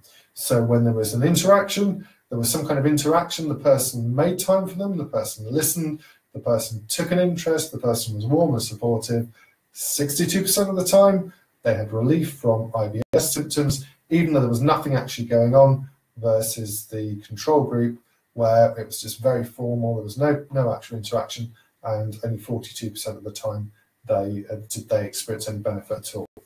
So I really wanted to share all of this with you today, and I hope that not only are you inspired by it, but this gives you a real confidence and a real framework to understand now why when we talk about the unified theory of hypnosis tomorrow, and when you hear other people talking about the placebo effect now and the nocebo effect, you're going to really understand it. You will pay attention to these stories, and you'll be starting to make a list of them stories that you can use for lecture demos and your blog articles. But this shows you now we're starting to have a new hypothesis that is, I think, very solid and very robust. We don't need state theory to explain, well, what is happening in hypnosis. We have something else here that we can call upon, and this is important. Let me show you why. There's such a bias still towards state theory. It's quite amazing. If I was to, let's have a little look here, yeah, even if we pick out these. So you would think that on Wikipedia, is a source of actual useful, or you may think that there's the potential on Wikipedia that the information there is unbiased and it's very accurate and so forth. But the definition of hypnosis on Wikipedia: hypnosis is a state.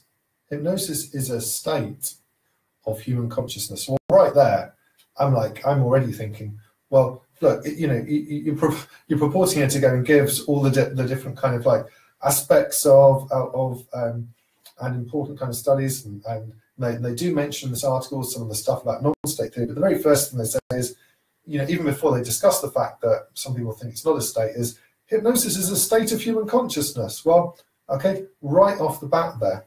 The next page, the same article, Braid defined hypnosis as a state of mental concentration. Now they're starting, they can't help but use that word. Now you could say, well, it's just, they don't mean it's like a state, they're just saying, well, it's just, no, they're using, hypnosis is a state of human consciousness involving focused attention and reduced peripheral awareness and an enhanced capacity to respond to suggestion. Honestly, the only part of that I think is accurate is an enhanced capacity to respond to suggestion.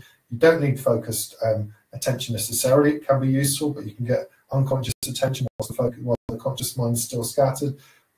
You can have increased peripheral awareness and you can still have hypnosis. You could be in peripheral vision and you can still have hypnosis. An enhanced capacity to respond to suggestion, yes. But look, hypnosis is a state of human consciousness. So that reflects the bias. This bias comes through all the time.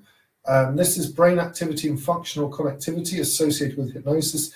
This is a new paper, hot off the press, August 2017, featuring guys from the Department of, and girls from the Department of Psychiatry and Behavioral Sciences, Stanford University. David Spiegel does a lot of stuff around brain scans. And he does some, and again, there's some really useful stuff here where they look at what happens in the brain, much like what happens with the work of Tor Wager when he looks at the brain scans and see what's going on.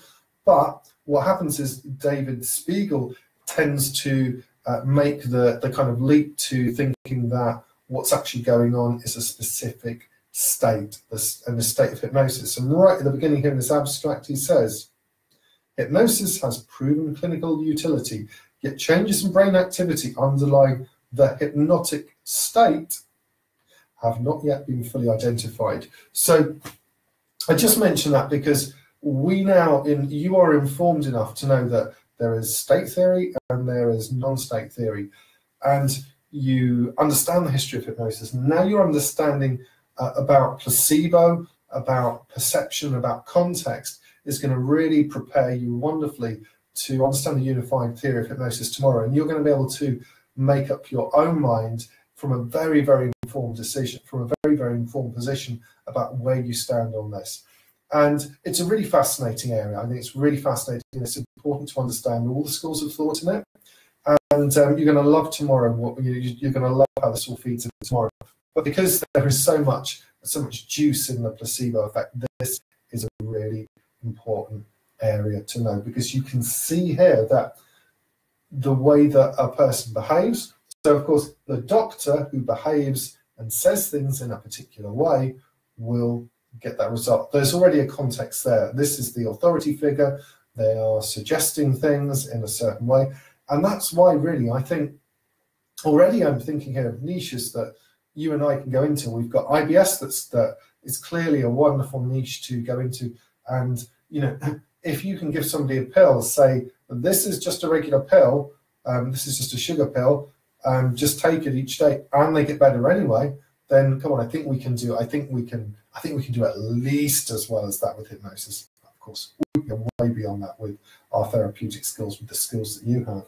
But look, there's the authority figure there, the doctor. So that's why we must position ourselves as the authoritative, credible people in our industry. Whether that's, there will be lots of ways, whether it's the social proof, whether it's recommendations from colleagues, maybe it's the talks that we do, maybe it's the interviews, maybe it's, once you appear in the press, of course, you can then put that on the website, and of course that all looks very impressive, looks very good, and that helps build you up as the authoritative, credible figure, so that so that when you say things in a particular way and you say to somebody, yes, absolutely, Mr. Jones, we can help you with this, that person believes it, so when they turn up, they get the result that they want. So the placebo effect is really cool. It can help you to, once it's triggered, it can help a person go on the top of a mountain and walk for longer because they believe that they've got oxygen. It can help a person who has Parkinson's disease to have more dopamine in their body and to be able to move their body more easily, to be able to walk again. They could be literally trapped and unable to move one moment, and then they can move again because they believe that they can do it, and dopamine is released in their body. Torwagger's research has shown that, with pain relief, once people expect that they can change, or once they expect that something is going to work for them and relieve pain, then their body starts to release its own natural morphine, these endogenous opioids. These things happen because of expectation. We've seen with Ted's work that it doesn't matter whether you tell people that it's a placebo, they will still get better. And we've seen that if you create a warm and supportive environment, you sit back, you listen, you really show that you care for that person, you take an interest, then you can contribute to creating the right context in which that person will change and transform. So this is wonderful. I've really enjoyed sharing this with you tonight. You have some wonderful metaphors, some wonderful information now that I think should really be leaving a warm glow inside your heart, because you should be not only proud of yourself and the profession that you're in, the work that you do, the kind of people whose lives you have transformed, the people who just are going to spend the rest of their life as non-smokers or not in pain or not with habits, the people who are getting on with their lives and moving through, because you understand that if somebody's trapped, it's simply a perception. It's a perception, and we can work with that, and even a lot of the physical things that people have, there are, we can help them with, because if they can start to perceive things in a different way, even if it's starting to perceive that they have a challenge, but it doesn't mean that it's the end of the world. If we can just help them have a different perception, a different frame of reference, if we can help them reframe that inside their own minds, then we will be just adding more joy, happiness, peace to the people who we work with. And this, of course, is what we want to do. We want to be forces for good in the world. And what the placebo effect research shows is that there are real physiological, there are these are changes inside our body that happen. There's this neurobiological effect that happens inside us once the effect happens. Typically, people must typically you have to create a context in which there's somebody who they will listen to for some reason. They have some reason to pay attention to that person. There is some context there. There's some ritualistic, important seeming process that has been created and set up. And of course, we give credit to Alex Smith. He loves the idea of the ritualistic, important seeming process, of the kind of the whole hypnosis segment in when you're doing a standard kind of hypnotic induction. But you create that context, you create that positive expectancy, and by doing that, you can transform lives. And so I think that what we do has even more even more validity. We've got even more reasons to go out and help people. We should never, we should never have anything other than certainty that what we can do is massively transformative, because we know that once we express it in the right way with absolute certainty, and what this does is it helps you understand inside the research that's there, so you can feel absolutely confident that that's absolutely backing us up all the way. But we can use that, and we can use these principles so that when we actually do our therapy, when we do our coaching, we've created the optimum environment for a person to be receptive for that. So even if you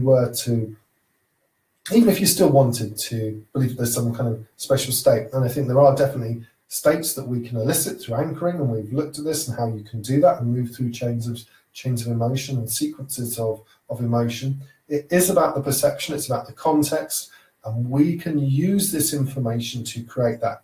Now remember, this is only part 2, because it's the final day tomorrow.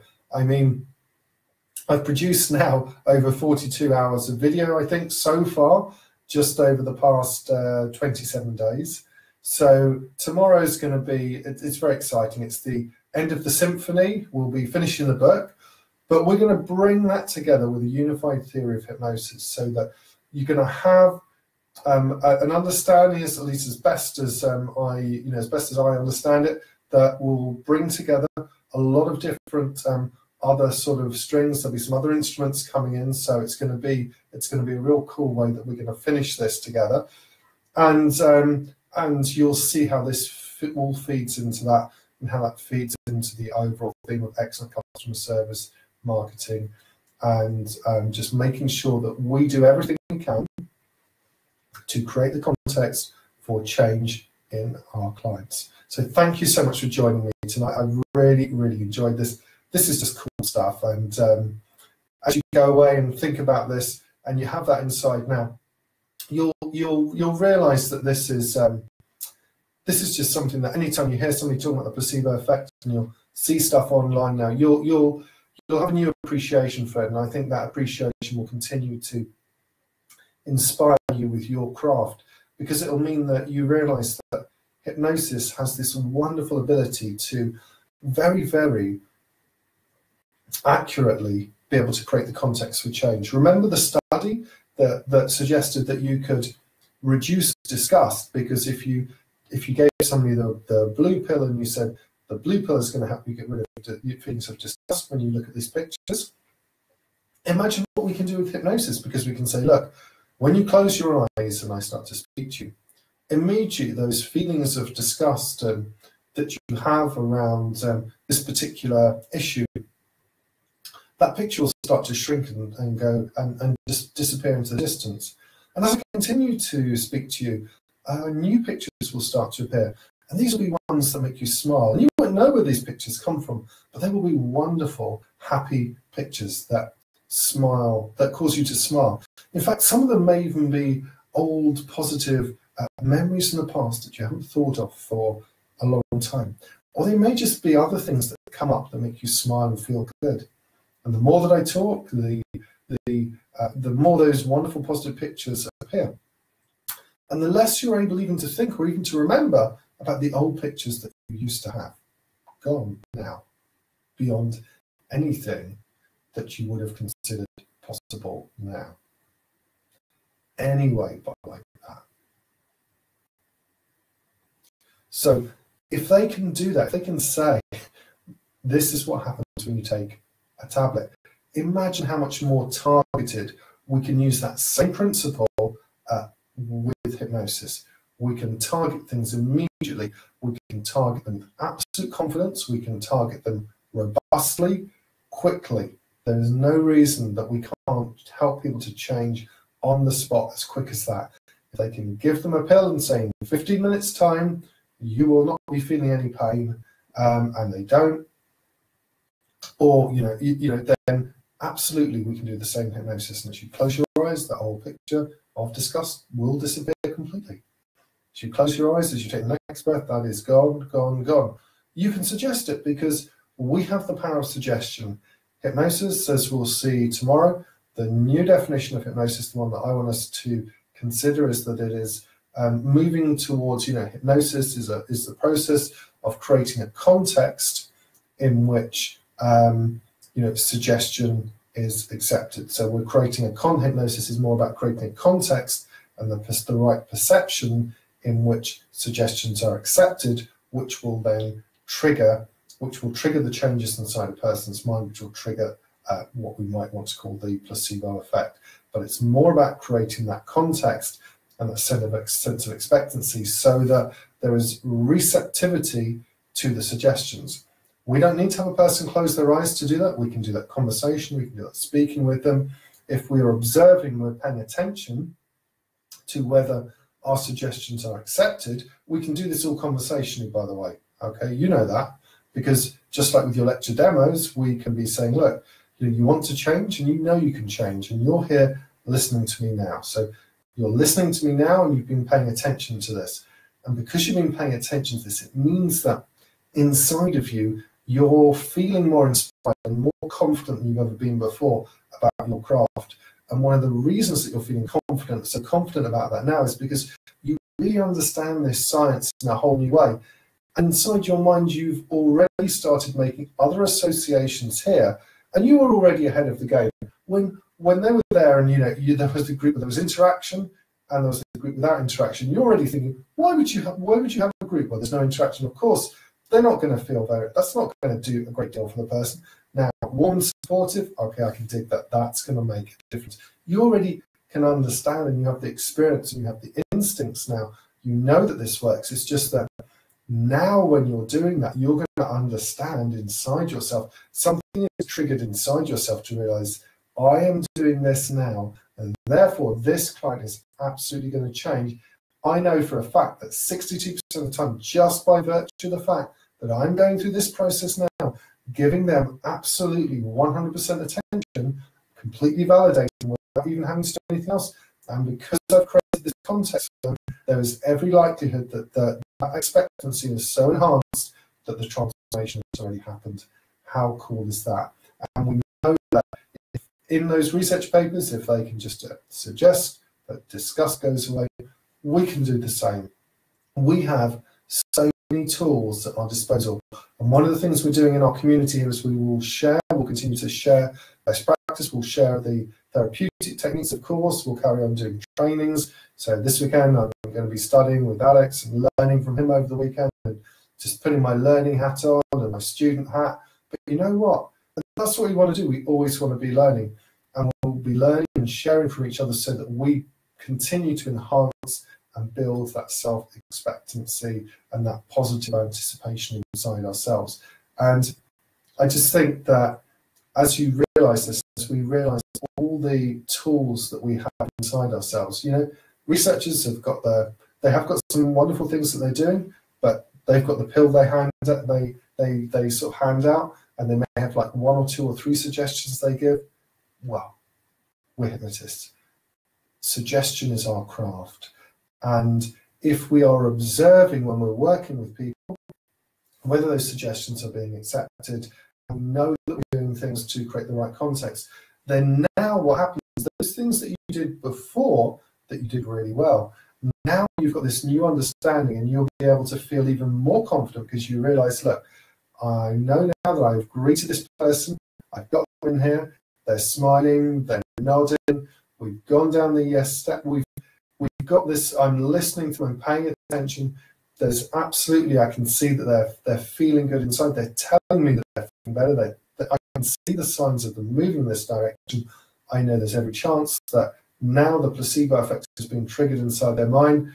Now I can move on to the next step, and whether that's the convincers or whichever way you want to do your session, I'd really recommend the convincers, because then what happens is right on the spot, pretty much the moment that those fingers come together and you say, close your eyes, and they open their eyes and they're like, that was amazing. And you say to them, did you know that was going to happen?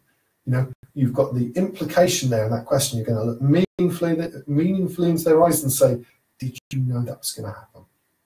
And of course, when you see that wonder and amazement inside their mind, what has happened? You've triggered the placebo effect. There's an actual change that's happened inside their mind. Belief has happened. Expectancy has been realized. and they will transform, they will change, and your results will continue to just go through the roof. So thank you so much for joining me today. Please join me tomorrow at 10 o'clock. Join me for the final session. We're going to bring this all together. It's been a wonderful journey, and I am looking forward to celebrating that with you, and celebrating actually being able to look back on this journey and all the steps that we've taken together on that.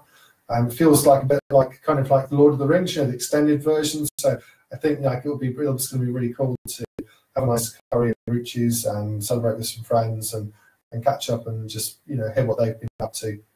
So join me tomorrow, because the final session here is going to really bring stuff together wonderfully for you. And who knows, we may have a little hypnotic trial to just to fully integrate that inside, because we're hypnotists. So if it's okay, I may share 1 or 2 positive suggestions with you that allow you to continue to feel confident and really proceed in a very inspired way with absolute certainty in all the things that you do, as you continue to massively add benefit to your clients and your colleagues all around the world. So I'm Rich. Thank you so much for joining me tonight. Thank you for letting me share this with you. Thank you for your valuable time, and I look forward to seeing you tomorrow.